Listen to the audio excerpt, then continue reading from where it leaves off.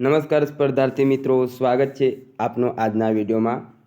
Video શરૂ થતાં પહેલાં એક વાત જણાવી દઉં કે થોડોક વિડીયો લાંબો થઈ જશે, કારણ કે આપણે કોન્સ્ટેબલ પ્લસ પીએસઆઈની જે બુક છે તે મર્જ કરીને કે કઈ કઈ બુકો વાંચવાની છે એ આખી ડિટેલમાં વાત કરીશું। રણનીતિ શું હોવી જોઈએ એ બધી બાબતો વિશે આપણે ચર્ચા કરવાના છીએ। તો શરૂ કરીએ આજનો આ લેક્ચર। સૌપ્રથમ તો આપણે વાત જ્યાંથી શરૂ થાય તે કહી શકાય રનિંગ, કે રનિંગ મુખ્ય બાબત છે। જો આજ ના થતું હોય તો આપણે આગળ તો વિચારવાની જ જરૂર નહીં, કારણ કે જો રનિંગ જ નહીં થાય તો ત્યાંથી જ આપણે બધું પતી જતું હોય છે। તો જે મિત્રોને ગઈ કોન્સ્ટેબલની પરીક્ષામાં રનિંગ નહીં થયું તે અઢી મહિના એટલે કે લગભગ આપણે 75 દિવસ અથવા મિનિમમ 2 મહિના એટલે કે 60 દિવસ તો પ્રેક્ટિસ કરવી જ પડશે। ને જે મિત્રોને થઈ ગયું તેમણે થોડીક પ્રેક્ટિસ તો ચાલુ રાખવાની, આમ હલકી ફુલકી રનિંગ એવી કરવાની। રનિંગ જ્યારે આવશે ત્યારે આપણે એનું શેડ્યુલ શું હોય છે તે તમામ બાબતો વિશે ચર્ચા કરવાના છીએ। તો જે મિત્રોને 25 પ્લસ સમય થયું તેમણે આ બાબતે ખાસ સાવચેતી રાખવી। હવે ત્યારબાદ બીજી બાબતો આપણે જોવાના છીએ। તો એકવાર આપણે થોડાક સિલેબસ તરફ છે ને તે નજર નાખી લઈએ, કોન્સ્ટેબલ પ્લસ પીએસઆઈનું જે સિલેબસ છે તે। તો પહેલી બાબત તો અહીંયા એવી જ આવે છે કે રિઝનિંગ શોર્ટમાં લખું છું તો આપણે કોન્સ્ટેબલમાં એ છે 30 માર્ક્સનું, એની સામે પીએસઆઈમાં એ લખીએ આપણે તો કેટલા માર્ક્સનું આવે છે? 50 માર્ક્સનું। ઓકે, બીજી બાબત આવે છે આપણે મેથ્સની। કોન્સ્ટેબલમાં એ 30 માર્ક્સનું છે, પીએસઆઈમાં 50 માર્ક્સનું છે। એટલે આ બે વિષય ઘણા જ મહત્ત્વના છે। આ બંનેમાં આપણે 40-40, આમાં તો અહીંયા થઈ જાય છે પાર્ટ, અહીંયા ગુજરાતી બાકી રહેતું હોય છે। તો 80માંથી તમારે 40% ગુણ એટલે કે 8 ચોક 32 એટલે 32 ગુણ ને અહીંયા 40 માર્ક્સ, આટલા માર્ક્સ તો આવવા જ જોઈએ ક્વોલિફાય થવા માટે। મેરિટમાં તો પછીથી આવીશું, પણ ક્વોલિફાય થવા માટે મિનિમમ આટલો ક્રાઇટેરિયા છે। મેથ્સ પતી ગયું, રિઝનિંગ પતી ગયું, એટલે આ બંનેમાં સરખા જ છે, ખાલી વેટેજ થોડું ઘણું વધતા ઓછા છે। તો પહેલાં અહીંથી આપણે શરૂઆત કરવી જોઈએ। ત્રીજી બાબત આપણે આવે છે કે બંધારણ, કોન્સ્ટિટ્યુશન જેને કહેવાય છે। તો તે આપણે કોન્સ્ટેબલમાં કેટલા માર્ક્સનું છે? 30 માર્ક્સનું। હવે પાર્ટ 2 શરૂ થાય છે પીએસઆઈનું, તો એમાં આ કેટલા માર્ક્સનું છે? 25। ઓલમોસ્ટ લગભગ સેમ જેટલું અહીંયા જોવા મળતું હોય છે। એટલે આ એક કોમન સબ્જેક્ટમાં લેવું તો આની શરૂઆત સાથે જ કરવી। કોન્સ્ટેબલ પીએસઆઈમાં કંઈ આમાં ઝાઝું ફેર પડવાનું નથી।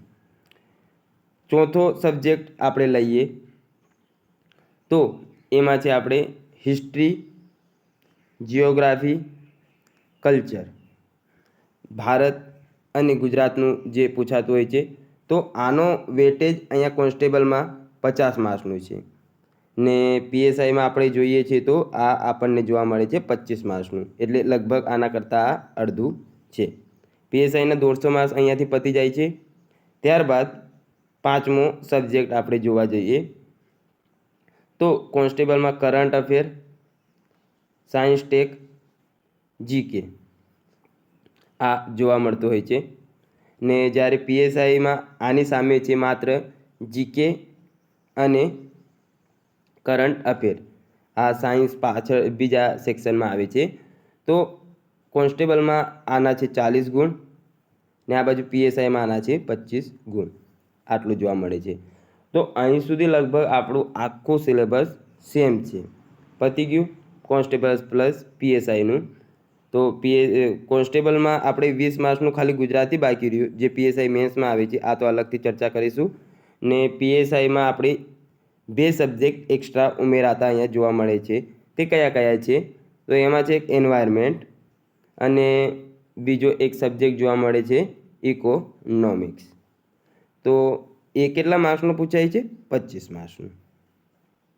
તો અહીં સુધી આપણે આખા સિલેબસની ચર્ચા કરી કે આમાં સેમ આ બધી બાબતો રહેતી હોય છે। હવે ત્યારબાદ બીજું જોઈએ તો પીએસઆઈમાં આપણે જે એસીનું પેપર એટલે કે ડિસ્ક્રિપ્ટિવ ફોર્મમાં આવે છે તેની ચર્ચા કરવાના છીએ। તો પહેલાં તો આપણે એ જોઈ લઈએ કે આ જે કોમન સોર્સ છે તેની માટે બુક કઈ પ્રિફર કરવાની. તો સૌપ્રથમ આપણે આગળ જોયું તે પ્રમાણે તો પહેલો સબ્જેક્ટ આપણું કયું છે? રિઝનિંગ છે. તો આની માટે આપણે શું કરી શકીએ? તો મિત્રો અહીં તમે રિઝનિંગ કરો છો તો મારા મંતવ્ય પ્રમાણે હું 2 બુકો સજેસ્ટ કરીશ. એક તો નીરજ ભરવાડની છે, સરસ મજાની બુક છે રિઝનિંગની, મારા દ્વારા જોયેલી છે અને સારા એવા ઉદાહરણ આપેલ છે. ને બીજી જીપીએસસી ક્લાસ 1-2ની જેની હાલમાં જ આપણે ટેલિગ્રામમાં PDF મૂકેલ હતી, ત્યાંથી આપ લઈ શકો છો. જો 600 જણ થાય આપણા ટેલિગ્રામ ચેનલમાં તો આપણે ફરીથી એ PDF એકવાર શેર કરી દઈશું, કારણ કે કોપીરાઇટના ઇસ્યુ આવતા રહે છે. તો ક્લાસ 1-2ની આ આવે છે જીપીએસસીની, જેની ફોટો હું આપણા ટેલિગ્રામ ચેનલમાં મૂકી દઈશ. એ સરસ મજાની બુક છે, ક્લાસ 1-2 લેવલની છે. PSIને આપણે 80% ગણીએ તો ક્લાસ 1-2 ને DYSOને આપણે 100% લઈ શકીએ. તો થોડાક હાયર લેવલના આપણે એક્ઝામ્પલ સોલ્વ કરીશું તો એમાં વાંધો આવવાનો નથી. તો બધા ચેપ્ટરો એમાં 35-36 ચેપ્ટર છે ને કોન્સ્ટેબલ PSIમાં એવું ડિસ્ક્રાઇબ તો કરેલ નથી કે આના માટે તમે કયા કયા ટોપિકો કરવાના છે, જેવી રીતે CCમાં છે એવી રીતે. તો આપણે એ બુક કરવી ઘણી સારી રહેશે. તો અહીં તો વાત થઈ આપણે રિઝનિંગને. ત્યારબાદ બીજો અડધાનું ગમતો અડધાનું અણગમો પણ મોટા ભાગના મિત્રોને નહીં ગમતો વિષય તે છે મેથ્સ. તો તેની માટે તમે શું કરી શકો? તો એક પ્લેલિસ્ટ તો આપણે એક્ઝામેસ તમે કરી શકો છો, પ્લસ પ્રેક્ટિસ માટે એક બુક વસાવી શકો છો, સરસ મજાની છે. એક તો તમે વેબ સંકુલ લઈ શકો છો, મેં જોયેલ છે પણ જાડી છે એવી, ને હું જે યુઝ કરું છું તે છે નીરજ ભરવાડની. હા, આના સિવાય તમારી જોડે જો યુવાની હોય તો તે પણ યુઝ કરી શકો છો. હવે અહીંયા તમારે જે બુક પહેલાંથી પ્રિપેર કરતા હોય તે વાંચતા હોય તો વાંધો નહીં, એટલે વારાઘડીએ બુક ચેન્જ કરવાની જરૂર નહીં. મેક્સિમમ તમારે રિવિઝન કરવાનું રહેતું હોય છે. તો અહીં PSIનું આપણે 100%નું વેટેજ પતી ગયું છે, કોન્સ્ટેબલનું આપણે 60%નું અહીંયા પૂર્ણ થઈ જતું જોવા મળે છે. ત્યારબાદ ત્રીજી બુક ને ઇમ્પોર્ટન્ટ વિષય એવો કોન્સ્ટિટ્યુશન એટલે બંધારણ. તો તેની માટે તમે શહેજાદ કાજી સાહેબની બુક સરસ મજાની આવે છે, તે યુઝ કરી શકો છો. સારી એવી બુક છે ને એમાં જાહેર વહીવટ એ થોડું ઘણું છે, પબ્લિક એડમિનિસ્ટ્રેશન જે PSIમાં જોવા મળે છે. ત્યારબાદ અથવામાં તમે યુવાની લઈ શકો છો, પણ એ ક્લાસ 3 માટેની. ક્લાસ 1-2 માટેની જે જાડે આવે છે તે લેવાની તમારે જરૂર નથી. ક્લાસ 3 માટેની બેસ્ટ બુક રહેતી હોય છે. તો અહીં આપણે કોન્સ્ટિટ્યુશનની વાત કરી લીધી.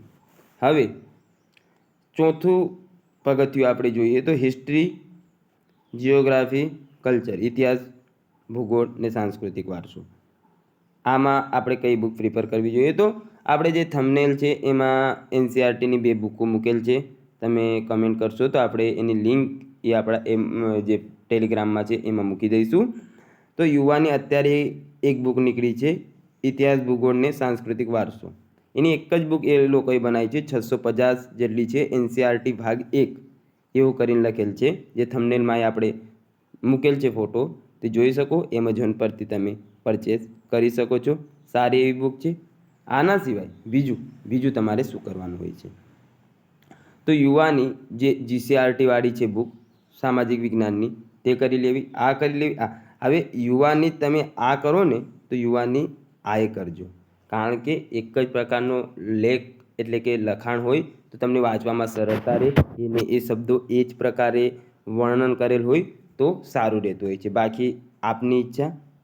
અને બીજું NCERTની બીજી કોઈ તમારી બુક લેવી હોય તો GCAની એ છે ને શહેજાદ કાજી સાહેબની છે. એ મેં બહુ જોઈ નહીં ડિટેલમાં તો, પણ સારી હશે બુકો લખવાવાળા આમ પોતાનું સારું જ કન્ટેન્ટ આપવાનો પ્રયત્ન કરતા હોય છે, પણ મારી હંમેશા પ્રિફર હું યુવાને કરતો હોઉં છું. ત્યારબાદ ગુજરાતનો જે વારસો છે, ભૂગોળ છે અને ઇતિહાસ છે, તો તેની માટે તમે અલગ અલગથી બુક લઈ શકો છો. તો એમાં અલગથી બુક જો તમારે લેવી હોય તો લિબર્ટીની હિસ્ટ્રી માટેની સારી બુક છે. ત્યારબાદ હાલ તો મને એ એક ગુજરાતની ઈશ્વર પાડવી સરની આવી છે, ગુજરાતની ભૂગોળ. તે તમે લઈ શકો છો. અને સાંસ્કૃતિક વારસા માટે આપણે જે સિરીઝ શરૂ કરવાના છીએ તો તે જોઈ લો તો એટલું ઇનફ થઈ રહેતું હોય છે. ત્યારબાદ આગળમાં જોઈએ આપણે તો કરંટ અફેર જે બાકી રહેતું આપણને જોવા મળે છે. તો એની માટે 2 વસ્તુ સજેસ્ટ કરીશ. આઈસીએનું વીકલી તમે કરી શકો છો. ઓરમાં જોઈએ તો યુવાનું મંથલી મેગેઝિન તમે એમાં પ્રિફર કરી શકતા હોવ છો. બીજી બાબત, હવે 2 પુસ્તકો આપણે બાકી રહે છે. એક છે સાયન્સ ટેક. તો આ તો કરંટ બેઝ જ હોય છે, એટલે એમાં તમારે કંઈ એક્સ્ટ્રા બુક લેવાની જરૂર નહીં. પણ સામાન્ય વિજ્ઞાન માટે યુવાની એનસીઆરટીની જે બુક આવી છે તે તમે પ્રિફર કરી શકો છો. સરસ મજાની બુક છે, લખાણ સારો છે ને હું એ લેવાનું છું. જીકેમાં જોઈએ તો શેહજાદ કાઝી સાહેબની તમે એમાં બુક લઈ શકો છો. ત્યારબાદ આપણે લિબર્ટી એકેડમીની છે તે જ્ઞાનદીપ કરીને તે લઈ શકો છો. યુવાની જે અત્યારે હું સિરીઝ શરૂ છે તે પૂર્ણ કરાવવાનો છું, એટલે એ જો તમારી પાસે હોય તો ઠીક, બાકી રિવિઝનના તરીકે તમે એ સિરીઝને પ્રાધાન્ય આપી શકો છો. બીજી છે બુકમાં એન્વાયરમેન્ટ પ્લસ ઇકોનોમિક્સ. આ 2 સબ્જેક્ટો આપણા રહી જતા હોય છે. તો એની માટે શું કરવું?